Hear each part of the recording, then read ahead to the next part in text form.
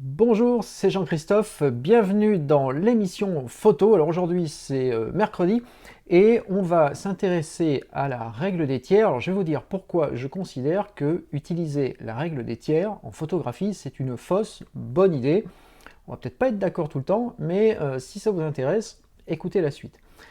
Je vous rappelle juste très vite que si vous rejoignez ma liste de contacts perso, le lien il est là et là dans la description des vidéos, vous recevez chaque semaine un article exclusif sur la créativité en photographie. C'est envoyé par mail uniquement, je ne les publie pas. J'en ai publié quelques-uns ces jours-ci sur le site, mais les prochains ne seront pas publiés, donc c'est l'occasion de les récupérer et puis de penser un petit peu autre chose qu'au matériel toujours et à la technique de prise de vue. J'essaye de réfléchir à d'autres sujets et puis comme vous me répondez, c'est aussi une façon d'avoir mon adresse pour me répondre. Et eh bien voilà, c'est plutôt sympa, on a des bons échanges. Alors, je voulais aujourd'hui aborder le sujet de la règle des tiers et des règles en photographie, peut-être d'une manière plus générale, mais j'essaie de me focaliser sur la règle des tiers parce que j'ai eu pas mal de questions là-dessus ces derniers temps. Donc je voulais revenir sur ce sujet pour vous dire pourquoi on parle souvent de règles de composition en photographie, pourquoi c'est une fausse bonne idée aussi. Alors vous allez voir que je vais nuancer un petit peu mon propos, mais il y a pas mal de choses à dire. Alors les règles en photographie, c'était William Eugene Smith qui disait, le photographe, qui disait je n'ai pas écrit ces règles, pourquoi devrais-je les respecter? Notez-la parce que je trouve que c'est intéressant comme approche. C'est de dire, mais finalement, pourquoi je devrais me forcer à respecter quelque chose que moi, je n'ai pas écrit au sens où je n'ai pas décidé. C'est vrai dans plein de sujets, mais là, pour le coup, en photographie, c'est intéressant. Pour les notes, je vous invite d'ailleurs, je fais juste une parenthèse. Vous voyez, moi, pour les notes, j'ai un petit système de cartes comme ça. Alors, c'est des petites cartes Bristol, c'est un format carte de visite en fait vierge. Hein. Enfin, pas carte de visite, mais carte de vœux, là, c'est un peu plus grand que le. Oui, c'est plus grand que carte de crédit. Mais... Et donc ça tient dans les poches, ça tient dans les sacs photos, ça tient ouais, dans une poche de veste ou autre. Et je prends plein de petites notes dessus, c'est une petite astuce aussi. Et quand vous êtes sur le terrain, ça vous permet de vous rappeler des choses, des idées créatives ou des idées de photos que vous avez vues. Vous pouvez faire un petit dessin si ça vous arrange. Donc ça marche bien. Et puis ça complète le carnet sur lequel j'écris aussi beaucoup, mais qui est peut-être un peu moins transportable parfois, bien que j'arrive à le transporter assez souvent, mais ça ne tient pas dans la poche. Donc c'est là-dessus que j'avais noté la citation, c'est pour ça que je faisais cette parenthèse-là. Donc pour en revenir à la règle des tiers, alors déjà, c'est quoi cette règle des tiers? Il faut savoir que la règle des tiers, elle a été inventée, c'est peut-être pas le terme, mais la première fois que l'on entend parler de la règle des tiers, c'est en 1797 par quelqu'un qui s'appelle, alors je l'ai noté pour pas vous dire de bêtises, John Thomas Smith. Et Smith, c'est un graveur et un peintre paysagiste. Donc 1797, il y a toute une histoire autour de cette règle des tiers, et puis en fait il y a d'ailleurs, elle pourrait venir aussi, l'histoire ne le dit pas, mais elle pourrait venir d'une mauvaise interprétation d'une commande qu'il avait reçue, et voilà, bon, il en est arrivé à décrire ce système de règle des tiers. Donc règle des tiers, je vais tâcher de vous mettre le schéma là, c'est simplement le fait de dire, dans un cadre, mettons que ce soit ma photo, eh bien je vais ici déterminer deux lignes verticales qui vont donc couper mon cadre en trois parties verticales, et puis deux lignes horizontales qui vont couper mon cadre en trois parties égales horizontales.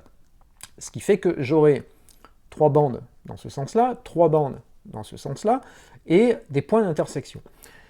Donc la règle des tiers, les tiers c'est parce qu'on a fait des tiers dans un sens et dans l'autre, et puis il y a aussi un autre terme qui est le point fort, et le point fort c'est chacune des intersections entre ces droites qui viennent ici couper mon cadre. Et la règle des tiers, pour faire court, elle dit que si vous placez chacune des zones de votre photo dans un des tiers de l'image, alors que ce soit comme ça ou bien comme ça, et, ben, ça va être plus harmonieux que si vous ne le faites pas. De même, elle dit que si vous placez un sujet, alors si vous faites un portrait, par exemple, la tête de votre sujet, si vous le placez, ouais, là, tiens, je ne sais pas si je suis un peu sur un point fort, mais peut-être pas loin, eh ben, ça va être plus sympa que si vous le mettez en plein milieu, par exemple. Tiens, je vais mettre en plein milieu, si je fais une photo comme ça, eh bien, elle sera moins harmonieuse que si je la fais comme ça, ou d'ailleurs, ça pourrait être comme ça, si je peux me déplacer. Donc voilà, globalement, je vous mets le lien vers le... Il y a un sujet d'ailleurs sur le site là-dessus, je vous mets aussi le lien dans la description. Donc pour l'utilisation de cette règle des 2 tiers, le deuxième point c'est ça, c'est visualiser ça. Alors les viseurs ont un peu le reproche que je ferai aux viseurs, c'est que certains viseurs sur les réflexes Nikon en particulier permettent d'afficher un quadrillage. Donc ça, vous voyez le quadrillage quand vous visez dans l'appareil photo, mais ce quadrillage, il n'est pas règle des tiers. Bon, c'est pas très grave, en fait, on coupe l'écran en 3, on arrive quand même assez bien à le faire en l'imaginant comme ça. Et puis vous placez vos différents éléments dans ces 3 bandes, dans un sens ou dans l'autre, et puis le point fort de votre sujet sur un des points donc de croisement, des intersections des lignes, et puis ça va le faire. Donc ça, c'est le principe de la règle des tiers. Alors maintenant, j'en arrive au sujet principal. Pourquoi c'est une fausse bonne idée d'utiliser cette règle? Parce que je vous ai peut-être déjà dit que c'était une bonne idée de le faire, et c'est vrai que c'est une bonne idée quand vous débutez totalement en photo, que vous ne savez pas, vous n'avez pas de notion de cadrage, composition, vous ne savez vraiment pas comment faire. Donc plutôt que de faire tout et n'importe quoi, vous pouvez vous baser sur ce type de règle, et la règle des tiers, ben voilà, ça a l'avantage de donner des photos qui sont raisonnablement sympathiques quand on débute. Maintenant, c'est aussi une fausse idée, parce que très vite, vous allez voir que vous faites toujours les mêmes photos, et que, alors j'avais noté autre chose d'ailleurs, voyez, c'est que si vous suivez les règles, c'est une autre citation, si vous suivez les règles, vos photos n'auront aucun intérêt. Alors pourquoi elles n'auront pas d'intérêt? Parce qu'une règle, c'est fait pour être, toujours dans mes notes, hein, une règle, c'est fait pour être reproductible et pouvoir toujours faire la même chose. Donc, imaginez que vous fassiez une photo par jour. Et tous les jours, vous dites, tiens, pour pas faire n'importe quoi, je vais suivre la règle des tiers. Vous allez faire tous les jours une photo avec les 3 tiers, les points forts. Les photos vont être sympas, normalement. Mais finalement, vous allez avoir 5 fois par semaine ou 7 fois par semaine la même photo avec ce principe de règle des tiers. Et au bout d'une semaine, vous allez dire, ouais, c'est bien sympa, mais enfin, je fais toujours la même chose. Parce qu'une règle, c'est fait pour permettre la reproduction, pour permettre de dire, si vous avez des règles dans votre métier, par exemple, c'est pour pas faire de bêtises, pour pas faire d'écart, c'est pour faire toujours la même chose, pour garantir un niveau de qualité, pour garantir un résultat. Sauf que en photographie, on va plutôt s'intéresser à la créativité pour faire des images qui sortent de l'ordinaire le plus souvent possible. Et quand on parle de créativité et de sortir de l'ordinaire, c'est pas pour retomber dans des règles, c'est antinomique, c'est juste l'inverse. Si vous dites, je prends une règle qui me permet de faire toujours la même chose, alors que mon vœu le plus profond, c'est de jamais faire la même chose, vous voyez que c'est pas hyper logique. Donc voilà pourquoi utiliser cette règle-là, et il y en a d'autres d'ailleurs, eh bien, c'est pas nécessairement une bonne idée quand on maîtrise un petit peu la photo.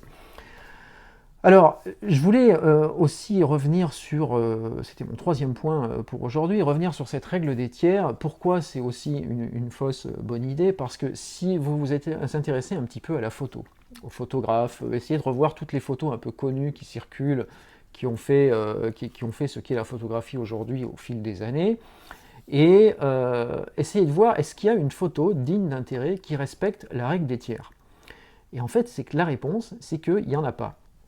Alors, peut-être que quelqu'un va me dire, tiens, si, il y a celle-là. Alors d'ailleurs, ça m'intéresse. Si vous en connaissez une, dites-moi-le dans les commentaires, parce que, en fait, moi j'ai beau chercher, et je ne trouve pas vraiment de photo qui ait un intérêt digne de ce nom, au sens, la photo, elle est connue, parce que le photographe a utilisé la règle des tiers.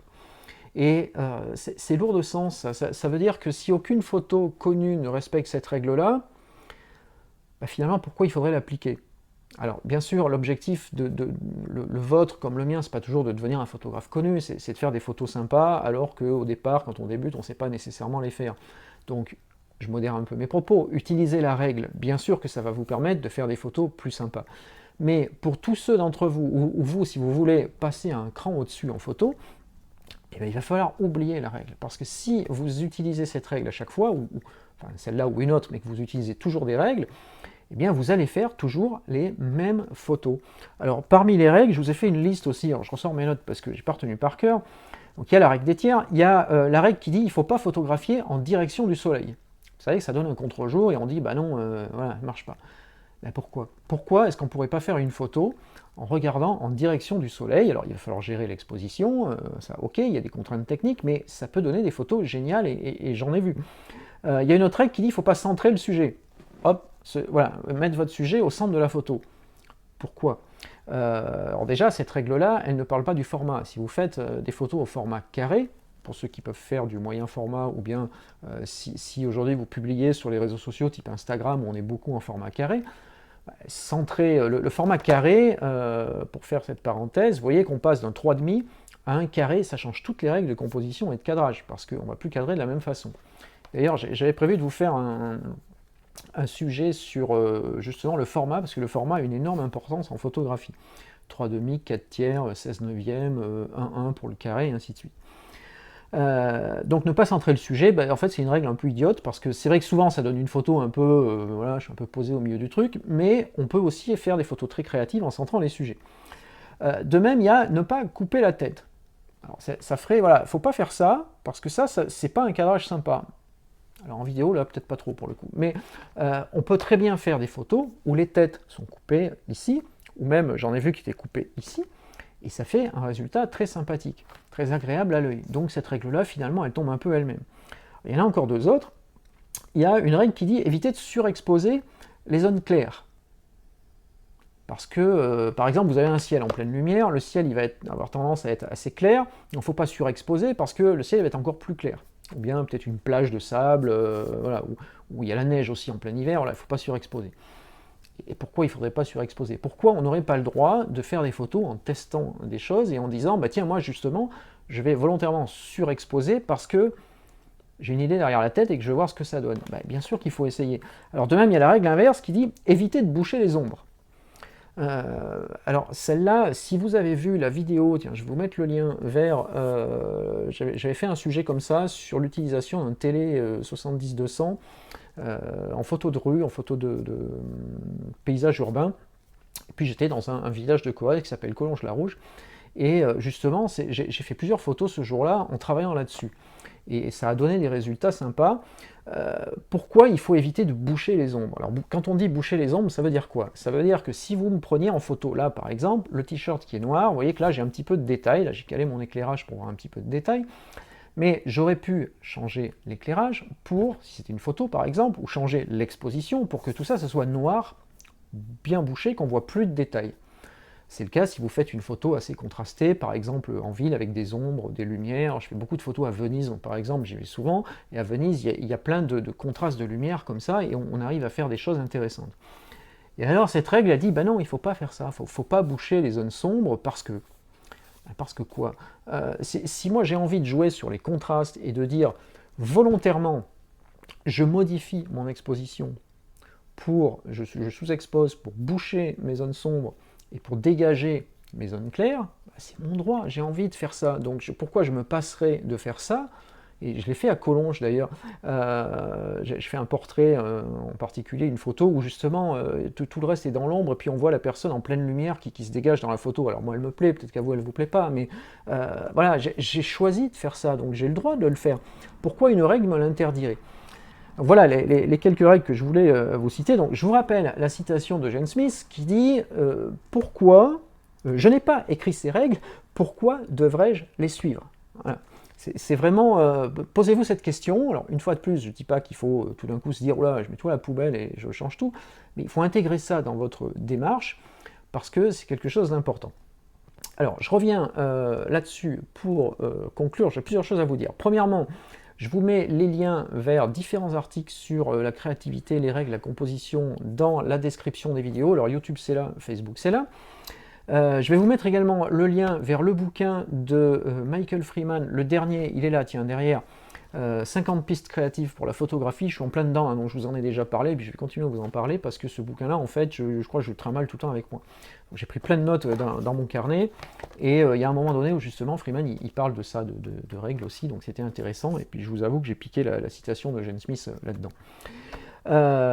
Donc ça, voilà, c'est ce que je voulais vous dire. Alors, pensez à vous abonner à la chaîne YouTube. Donc YouTube c'est là, vous cliquez sur le logo et plaf, vous recevrez les notifications de nouvelles vidéos tous les jours.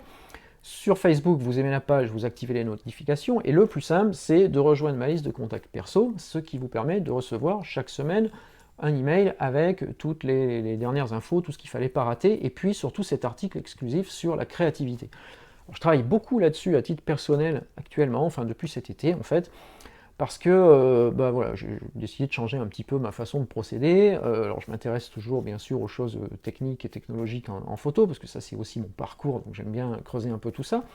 Mais je crois qu'il faut aussi passer à autre chose, il faut voir un peu d'autres horizons de temps en temps, et l'été, la rentrée, j'avais envie de faire ça. Donc je vous incite à faire pareil d'ailleurs.